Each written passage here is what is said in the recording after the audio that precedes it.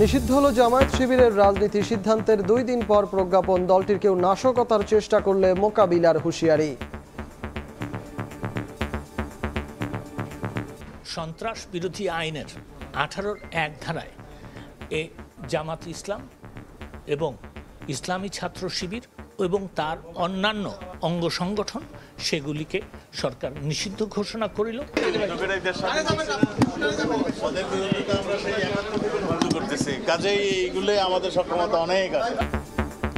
জামায়াতের আর্থিক প্রতিষ্ঠানকেও সরকারের নিয়ন্ত্রণে আনার পরামর্শ।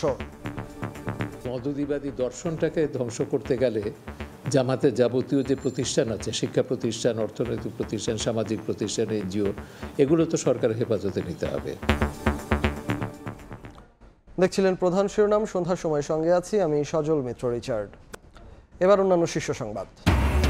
6 সমন্বয়ককে ডিবি হেফাজত থেকে পরিবারের কাছে হস্তান্তর। পুলিশি ধরপাকড়ে ক্ষোভ জানিয়ে ফেসবুকে সার্জিসের পোস্ট। রিমেম্বারিং হিরোজ কর্মসূচিতে রাজশাহীতে ধস্তাধস্তি।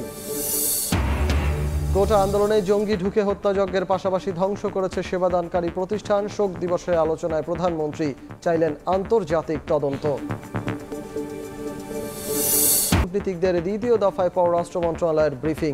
তদন্ত কমিটিকে জাতিসংঘ সহায়তা করতে চাইলে আপত্তি নেই সরকারের।